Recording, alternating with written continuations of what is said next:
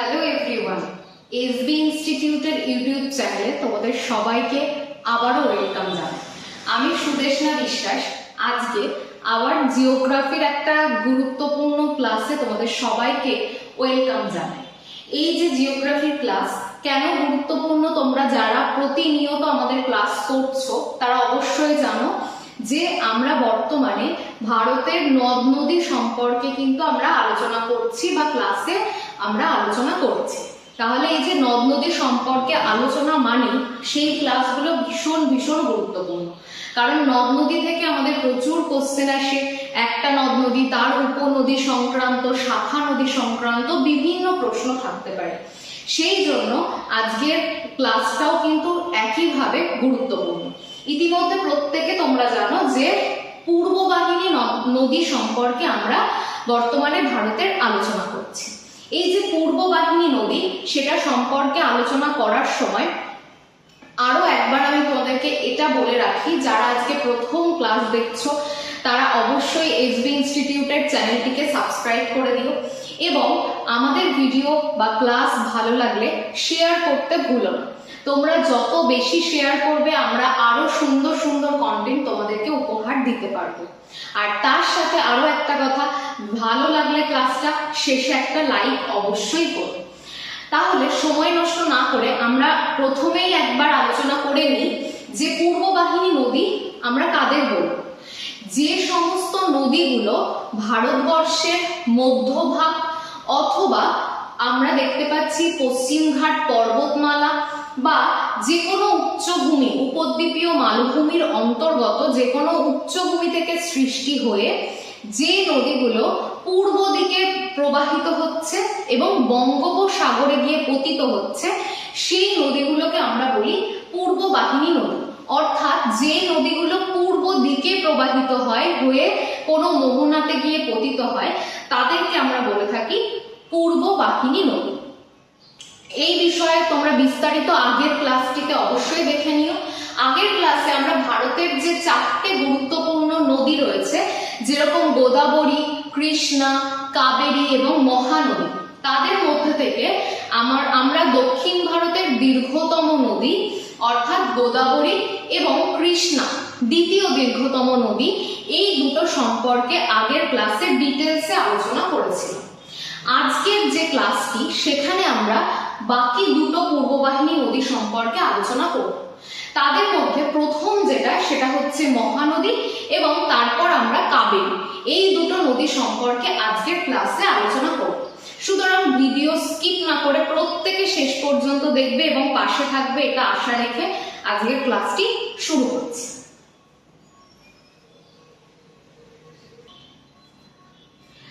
সবার প্রথমে দেখো কি লেখা আছে যে মহানদী কোথা থেকে সৃষ্টি হয়েছে। মহানদী ছত্তিশগড়ের সিহওয়া উচ্চভূমি থেকে বা সিহাওয়া উচ্চভূমি থেকে উৎপত্তি লাভ করার পর এই মহানদী বঙ্গোপসাগরে পতিত হয়েছে।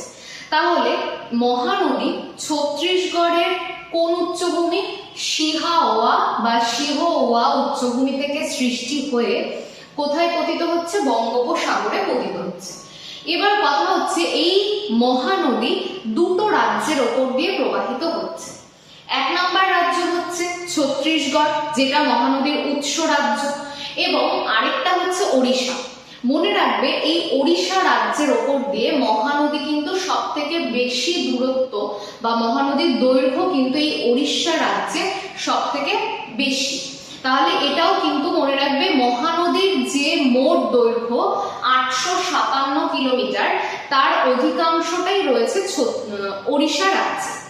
আরো একটা কথা, ওড়িশার সিহাওয়া উচ্চভূমি থেকে মহানদী উৎপত্তি লাভ করার পর ছত্তিশগড়ের মধ্যে দিয়ে প্রবাহিত হচ্ছে, তারপর মহানদী ওড়িশাতে প্রবেশ করছে। ওড়িশায় প্রবেশ করার পর ওড়িশার কটক, বিখ্যাত জায়গা, ওড়িশার কটকের কাছে এই মহানদী কিন্তু বিভিন্ন শাখায় বিভক্ত হচ্ছে। তারপর মহানদী বদ্বীপ গঠন করে বঙ্গোপসাগরে পতিত হচ্ছে। আমরা আগের দিন আলোচনা করেছিলাম পূর্ববাহিনী নদীগুলোতে আমরা কি দেখতে পাই? বদ্বীপ দেখতে পাই, কারণ পূর্ববাহিনী নদীগুলোর মোহনার যে ঢাল সেটা কিন্তু যথেষ্ট কম ঢাল, মানে মৃদু ঢাল যুক্ত হয়।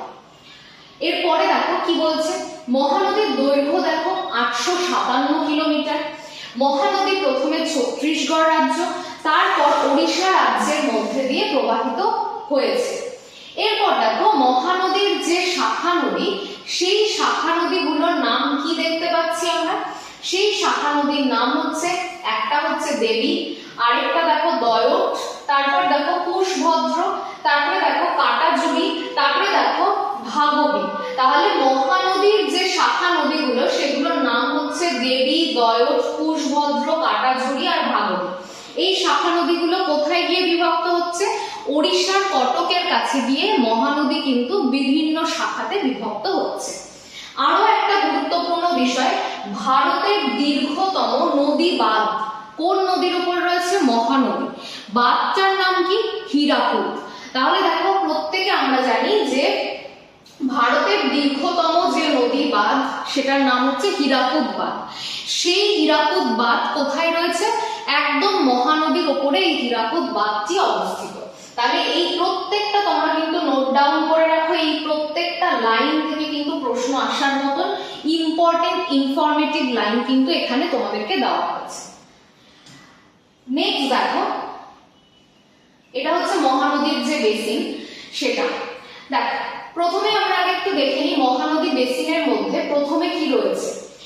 শুরুতে দেখো মহানদী তো আমি বলেইছি সিহাওয়া উচ্চভূমি থেকে সৃষ্টি হয়ে মহানদী কোথায়? প্রথমে ছত্তিশগড়ের মধ্যে দিয়ে প্রবাহিত হচ্ছে, তারপর এটা কোন রাজ্যে প্রবেশ করছে?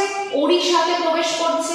ওড়িশার কটকের কাছে এটা বিভিন্ন শাখাতে বিভক্ত হয়ে এটা দক্ষিণ পূর্ব দিকে প্রবাহিত হওয়ার পর বঙ্গোপসাগরে পতিত হচ্ছে, এবং পতিত হওয়ার সময় কি তৈরি করছে? বদ্বীপ গঠন করছে।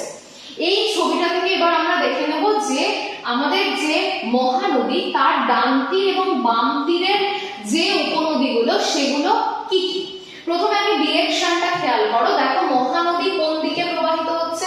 দক্ষিণ পূর্ব দিকে প্রবাহিত হচ্ছে, অর্থাৎ এইটা তার হচ্ছে গতি প্রকৃতি। অ্যারো দিয়ে দেখো দেখানো রয়েছে প্রত্যেকটা নদীর গতি কোন দিকে, মানে নদীটা কোন দিকে প্রবাহিত হচ্ছে সেইটা দেখানো রয়েছে। এবার সেই রেসপেক্টে যদি দেখি নদীটা এখানে সেটা যখন প্রবাহিত হবে তার মানে নদীটার উপরের যে অংশটা সেই জায়গাটাতে আমরা কি দেখতে পাবো? বাম তীরের উপনদী দেখতে পাবো, আর নিচের যে অংশটা সেখানে নদীর ডান তীরের উপনদী, বিভিন্ন উপনদী কিন্তু দেখতে পাবো। এবার এক এক করে আমরা দেখে নিই বাম তীর এবং ডান তীরের উপনদীগুলো কোনগুলো, কোনটাকে কি বলা হচ্ছে সেটা। প্রথমে দেখো মহানদীর আগে দেখি বাম তীর কি রয়েছে। প্রথম যেটা দেখতে পাচ্ছ সেটা হচ্ছে ইব, আইবি বলে লেখা রয়েছে। দেখো ইব, এটা প্রথম মহানদী, প্রথম উপনদী ইব। তারপর দেখো রয়েছে কি? মান্ড বা মান্দ, ময়কা দন্তের নয় দ, মান্দ। তাহলে এটাও একটা অন্যতম উপনদী। তারপরে দেখো রয়েছে হাসদেও, তাহলে এটাও একটা উপনদী। আরো একটা রয়েছে সেটা হচ্ছে শেওনাথ, তাহলে এটাও কিন্তু আরেকটা উপনদী। তাহলে বাম তীরের উপনদীর মধ্যে কি কি পেলাম? একটা পেলাম ইব, একটা পেলাম মান্দ, একটা হাসদেও। এরপর দেখবো আমরা ডান তীরে কি কি উপনদী রয়েছে। ডান তীরের উপনদীর মধ্যে প্রথমেই খেয়াল করো, দেখো রয়েছে হচ্ছে জং, এটা প্রথমে রয়েছে। তারপরে দেখো রয়েছে হচ্ছে কি? ওম, দেখতে পাচ্ছি আমরা এখানে ওম। তারপরে দেখো রয়েছে কি? তেল। তাহলে এই যে মহানদীর যে উৎপত্তিটা হয়েছে এখানে দেখো শেওনাথটাও হয়েছে। তাহলে এই যে মহানদীর উৎপত্তি হয়েছে বাম তীর এবং ডান তীরের যে উপনদীগুলো আমরা দেখতে পাচ্ছি, মহানদীর উৎপত্তি স্থল থেকে আমরা দেখতে পাচ্ছি বাম তীরের 4টে উপনদী এবং ডান তীরের 3টে উপনদী এখানে আমরা ম্যাপে দেখতে পাচ্ছি প্রধান। প্রথমে আরো একবার বলে দিই, এইটা হচ্ছে ইব, এটা হচ্ছে মান, এটা হচ্ছে হাসদেও এবং এটা হচ্ছে শেওনাথ। এই কটা হচ্ছে বাম তীরের উপনদী। ডান তীরের কি কি রয়েছে দেখো, জং, তারপরে রয়েছে ওম, তারপরে রয়েছে তেল। এই কটা হচ্ছে কিন্তু ডান তীরের উপনদী। এইভাবে কিন্তু মহানদীর উপনদী এবং শাখা নদীগুলো আমাদেরকে মনে রাখতে হবে। এরপর দেখো মহানদীর তীরে কোন কোন শহর গড়ে উঠছে। একটা হচ্ছে ওড়িশার কটক, আরেকটা হচ্ছে ওড়িশার সম্বলপুর। তাহলে এই দুটো শহরের নাম অবশ্যই মনে রাখবে। মহানদীর তীরে কটক এবং সম্বলপুর বলে দুটো শহর গড়ে উঠেছে।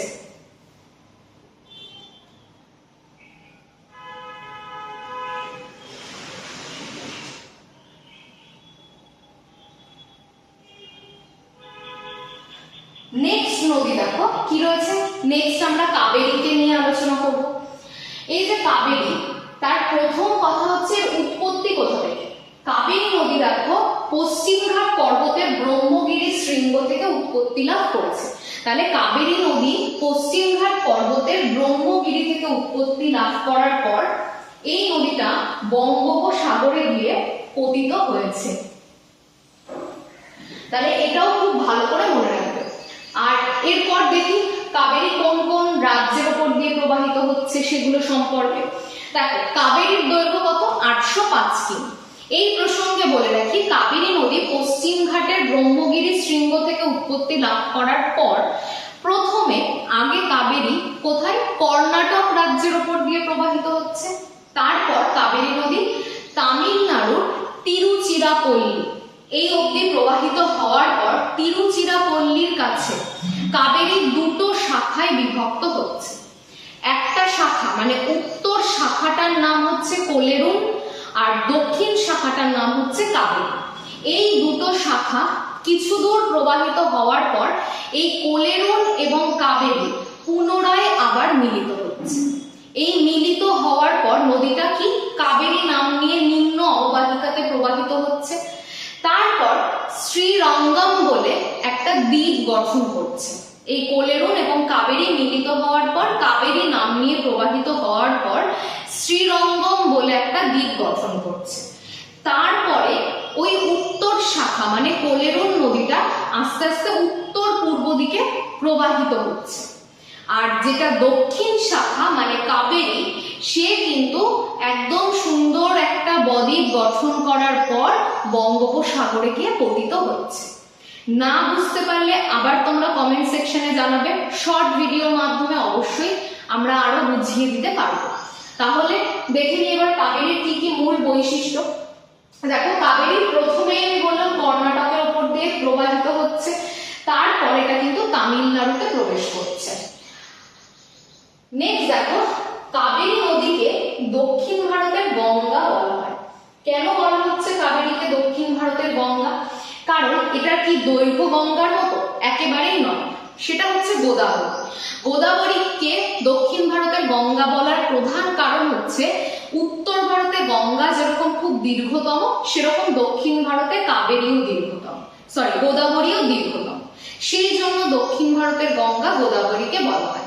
আর কাবেরীকে বলা হয় পবিত্রতার জন্য। গঙ্গাকে আমরা পবিত্র নদী হিসেবে মানি, সেই জন্য কাবেরীকেও পবিত্র হিসাবে মানা হয় বলে এটাকেও দক্ষিণ ভারতের গঙ্গা বলা হয়।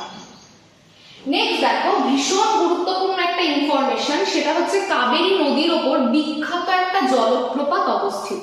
প্রায় প্রশ্নে আমরা দেখতে পাই শিব সমুদ্রম জলপ্রপাত। এটা কাবেরী নদীর ওপর কোন রাজ্যে অবস্থিত যদি প্রশ্নে আসে তাহলে উত্তর দিতে হবে কর্ণাটক রাজ্যে অবস্থিত। নেক্সট দেখো কাবেরী নদীর ওপর দুটো পরিকল্পনা করা হয়েছে। কি কি? একটা হচ্ছে মেত্তুর পরিকল্পনা, একটা শিব সমুদ্রম পরিকল্পনা। তোমরা প্রত্যেকে জানো নদী থেকে বাঁধ সংক্রান্ত প্রশ্ন, জলপ্রপাত সংক্রান্ত প্রশ্ন, তারপরে বহুমুখী নদী পরিকল্পনা সংক্রান্ত বিভিন্ন প্রশ্ন এসে থাকে। তা আমি এটাকে এমন ভাবে কমপ্লিট করে সাজিয়েছি যাতে তোমাদের একটা ক্লাসে প্রত্যেকটা নদীর ওপর যে যে পরিকল্পনা রয়েছে, যে যে জলপ্রপাত রয়েছে, যে বাঁধ রয়েছে বিখ্যাত, সেগুলো সব যাতে তোমরা একসাথে ইনফরমেশন গুলোকে নিতে পারো সেইভাবে। সেই জন্য সবাইকে বলবো একটা অন্তত লাইক করো। তারপর দেখো কাবেরী নদীর ওপর রয়েছে দুটো পরিকল্পনা, একটা মেত্তুর, একটা শিব সমুদ্রম পরিকল্পনা। নেক্সট দেখো কাবেরী নদীর মোহনা কৃষি সমৃদ্ধির জন্য এটাকে দক্ষিণ ভারতের শস্য ভাণ্ডার বলা হয়। কাবেরী নদী যখন বদ্বীপটা তৈরি করছে তার মোহনা অঞ্চলে, ওই বদ্বীপ অঞ্চলটা, কাবেরী নদীর যে বদ্বীপ অঞ্চলটা বা মোহনা অঞ্চলটা ভীষণভাবে উর্বর পলি দ্বারা গঠিত। এই জায়গাটাতে বছরে দুবার করে শস্য উৎপাদন হয় প্রাকৃতিকভাবে, জলসেচের ব্যবহার ছাড়াই অনেকটাই বলা যায়। সেই জন্য এটাকে দক্ষিণ ভারতের শস্য ভাণ্ডার বা গ্র্যানারি অফ সাউথ ইন্ডিয়া বলা হয় কাবেরী নদীর মোহনা অঞ্চলকে। নেক্সট দেখো কাবেরীর, এবার আমরা কি দেখে নেব, কাবেরীর একদম অববাহিকা যেটা বা বেসিন যেটা, সেটাকে আমরা ভালো করে দেখে নেব এবং তার উপনদী সম্পর্কে আমরা ভালো করে দেখে নেব। সবার প্রথমে দেখো, যদি আমরা এখান থেকে দেখতে পারি যে কাবেরী নদী পশ্চিমঘাট পর্বতের ব্রহ্মগিরি শৃঙ্গ থেকে উৎপত্তি লাভ করার পর প্রথমে কোথায় প্রবাহিত হচ্ছে, প্রথমে কর্ণাটক, তারপর তামিলনাড়ু রাজ্যে প্রবেশ করছে এবং এটা দক্ষিণ পূর্বে প্রবাহিত হচ্ছে। হওয়ার পর এই যে তামিলনাড়ুতে প্রবেশ করলো, তামিলনাড়ুর একটা জায়গা সেটার নাম তিরুচিরাপল্লী, সেখানে কাবেরী দুটো শাখাতে বিভক্ত হচ্ছে। একটা শাখার নাম কোলেরুর, আরেকটার নাম কাবেরী। এরা কিছু দূর প্রবাহিত হওয়ার পর আবার এই কোলেরুন এবং কাবেরী মিলিত হচ্ছে। সেখানে যেখানটাতে মিলিত হচ্ছে শ্রীরঙ্গম বলে একটা দ্বীপ গঠন করছে। তারপর কোলেরুন নদী আবার বিভক্ত হয়ে উত্তর পূর্ব দিকে প্রবাহিত হচ্ছে, আর কাবেরী নদী বিভক্ত হওয়ার পর একদম দক্ষিণ পূর্বে গিয়ে বঙ্গোপসাগরে গিয়ে পতিত হচ্ছে। তাহলে এই হচ্ছে কাবেরী নদী, বে অফ বেঙ্গলে পড়ছে। এখানে দেখতে পাবো, যদি আমরা ডিরেকশনটা দেখি তাহলে কাবেরীর এই অংশটাতে আমরা বাম তীরের উপনদী পাবো, আর এই অংশটাতে আমরা ডান তীরের সমস্ত উপনদীগুলোকে কিন্তু পেয়ে যাব। তাহলে দেখো সবার প্রথমে যদি আমরা খেয়াল করি তাহলে কি কি পাচ্ছি বাম তীরের উপনদীর মধ্যে, একটা হচ্ছে বাম তীরের উপনদীর মধ্যে পাচ্ছি অর্কবতী, এটা ভীষণ গুরুত্বপূর্ণ। আরো একটা পাচ্ছি সেটা হচ্ছে হেমবতী, তাহলে এটাও খুব ইম্পর্টেন্ট, অর্কবতী, হেমবতী। তারপরে দেখো আরো কি কি পাচ্ছি এই জায়গাগুলোতে, হেরেঙ্গি পাচ্ছি, এই যে এইটা রয়েছে হচ্ছে হেরেঙ্গি, এটা হেরেঙ্গি রয়েছে, এটা হেরেঙ্গি, এটা হেমবতী, এটা অর্কবতী। তারপরে দেখো রয়েছে হচ্ছে লোকপাডনি, তাহলে সেটাও পাচ্ছি।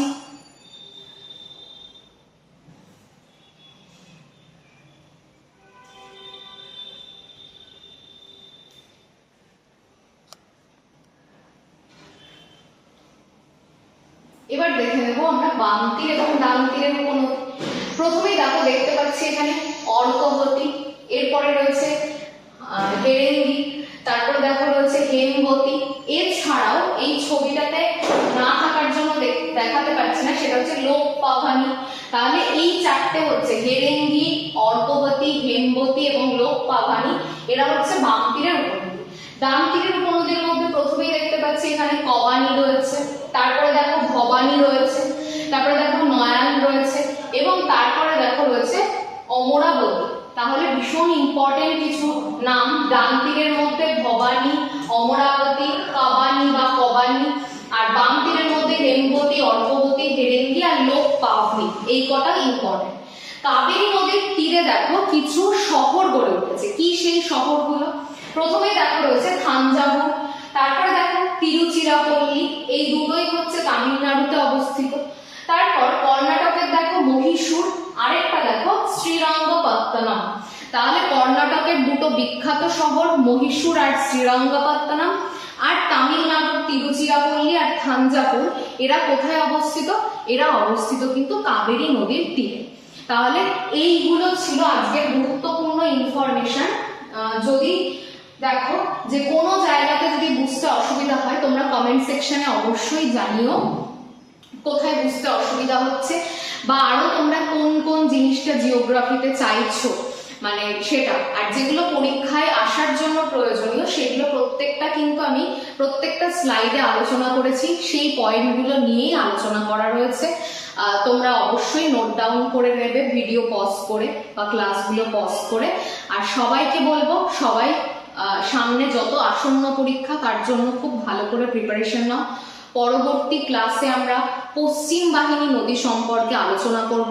যারা প্রথম ভিডিও দেখছো সাবস্ক্রাইব করতে একদম ভুলবে না, আর অবশ্যই শেয়ার করতে হবে, প্রচুর প্রচুর শেয়ার করো।